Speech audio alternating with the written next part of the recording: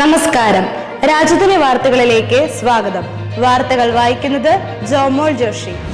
പ്രധാന വാർത്തകൾ. ലോകവിസ്മയമായി തൃശൂരിന്റെ ബോൺ നത്താലെ. കുഞ്ഞുപൈതങ്ങളുടെ തിരുനാൾ ആഘോഷിച്ച് മുണ്ടത്തിക്കോട് ഇടവക. മാസാവസാന വെള്ളി സായന ധ്യാനം ഭക്തി നിർഭരമായി. ജനുവരി 1 മതബോധന ദിനം ആഘോഷിച്ചു. വാർത്തകൾ വിശദമായി. ചെങ്കടലായി മാറി തൃശൂർ നഗരം. ക്രിസ്മസ് ആഘോഷങ്ങളുടെ ഭാഗമായി തൃശൂർ സ്വരാജ് റൗണ്ടിൽ നടന്ന ബോൺ നത്താലയിൽ പാപ്പാ തടാകമായി പൂരനഗരി. മനോഹരമായ ക്രിസ്മസ് ഗാനത്തിന് ചുവടുകൾ വെച്ച് മുണ്ടത്തിക്കോടിന്റെ ചുണക്കുട്ടികളും ബോൺ നത്താലയിൽ ആവേശപൂർവ്വം പങ്കെടുത്തു. AI ഉപയോഗിച്ച് ചലിക്കുന്ന പ്ലോട്ടുകളും നിശ്ചല ദൃശ്യങ്ങളും പരിപാടികൾക്ക് കൂടുതൽ മിഴിവേകി. ബോൺ നത്താലയിൽ പങ്കെടുത്ത എല്ലാ കുട്ടികൾക്കും വികാരിയച്ഛൻ നന്ദി അറിയിക്കുന്നു. കുഞ്ഞു പൈതങ്ങളുടെ തിരുനാൾ ആഘോഷിച്ച് മുണ്ടത്തിക്കോട് ഇടവക.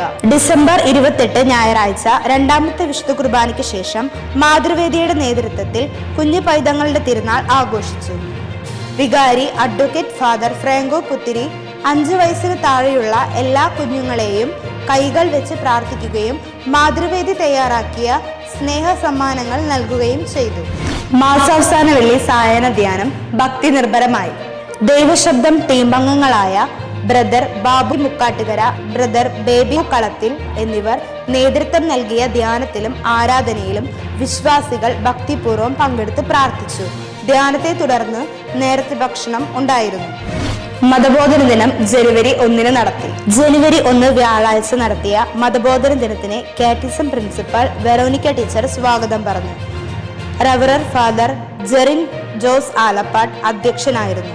തൃശൂർ അതിരൂപത വിശ്വാസ പരിശീലന ഡയറക്ടർ ഡോക്ടർ റവറർ ഫാദർ സൈജോ തൈക്കാട്ടിൽ ഉദ്ഘാടനം നിർവഹിച്ചു.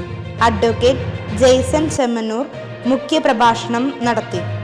ഇടവക വികാരി അഡ്വക്കേറ്റ് ഫാദർ ഫ്രാങ്കോ പുത്തിരി അനുഗ്രഹ പ്രഭാഷണവും നിർവഹിച്ചു.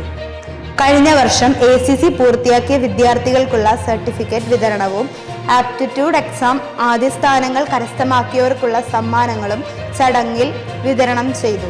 തുടർന്ന് വിശ്വാസ പരിശീലന വിദ്യാർത്ഥികൾ അവതരിപ്പിച്ച എല്ലാ കലാപരിപാടികളും ക്രിസ്തീയ മൂല്യങ്ങൾ ഉൾക്കൊണ്ടതും കാണികൾക്ക് നല്ലൊരു ദൃശ്യശ്രാവ്യ വിരുന്നൊരുക്കിയിരുന്നതുമായിരുന്നു. പരിപാടികൾ അവതരിപ്പിച്ച എല്ലാ കുട്ടികൾക്കും സമ്മാനങ്ങൾ വിതരണം ചെയ്തു. കാറ്റിസം വൈസ് പ്രിൻസിപ്പൽ സിസ്റ്റർ പ്രിൻസിലിന്റെ നന്ദി പ്രസംഗത്തോടെ ഈ വർഷത്തെ മതബോധന ദിനം സമാപിച്ചു. പൗരോഹിത്യ സ്വീകരണത്തിന്റെ 22ാം വാർഷികം ആഘോഷിച്ച സ്നേഹ ബഹുമാനപ്പെട്ട വികാരി അഡ്വക്കേറ്റ് ഫാദർ ഫ്രാങ്കോ പുത്തിരിക്ക് ഇടവകയുടെ പ്രാർത്ഥനാ മംഗളം. വചന പാരായണ മാസം അവസാനിച്ചു. കഴിഞ്ഞ ഒരു മാസമായി തുടർന്ന വചന പാരായണത്തിന് നേതൃത്വം നൽകിയ എല്ലാ യൂണിറ്റുകൾക്കും സംഘടനകൾക്കും വികാരി അച്ഛൻ നന്ദി അറിയിക്കുന്നു. ഡിസംബർ 31 രാത്രി 11:30 പാതിര കുർബാനയ്ക്ക് റവറർ ഫാദർ ജെറിൻ ജോസ് ആലപ്പാട്ട് മുഖ്യ കാർമ്മികത്വം വഹിച്ചു. പഴയ മനുഷ്യനെ ഉരിഞ്ഞുമാറ്റി പുതിയ സൃഷ്ടിയാകേണ്ടതിന്റെ ആവശ്യകതയെ പറ്റി അച്ഛൻ സന്ദേശം നൽകി.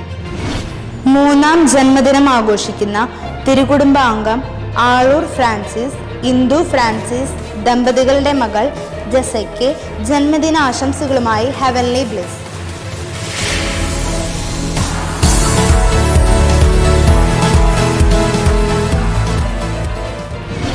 അറിയിപ്പുകൾ.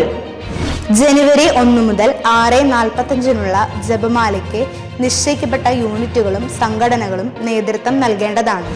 ജനുവരി 6 ചൊവ്വാഴ്ച ദനഹാ തിരുനാൾ ആചരിക്കുന്നു. ദനഹാ തിരുനാളിനു വിശ്വാസ പരിശീലന യൂണിറ്റിന്റെ നേതൃത്വത്തിൽ ദേവാലയ മുറ്റത്ത് പിണ്ടി കുത്തേണ്ടതാണ്. ജനുവരി 25 രാവിലെ 8:15 മുതൽ 10 മണി വരെ മദ്യവിരുദ്ധ സമിതിയുടെ നേതൃത്വത്തിൽ സെമിനാർ ഉണ്ടായിരിക്കും. ഈ മാസത്തെ എല്ലാ കുടുംബ സമ്മേളനങ്ങളും ജനുവരി 18 നടത്തുക. ഈ ഞായറാഴ്ചത്തെ വായനകൾ സെന്റ് അൽഫോൺസ യൂണിറ്റ്. വാർത്തകൾ ഇവിടെ അവസാനിക്കുന്നില്ല. അടുത്ത ആഴ്ച ഇതേ ദിവസം ഇതേ സമയം. നന്ദി, നമസ്കാരം.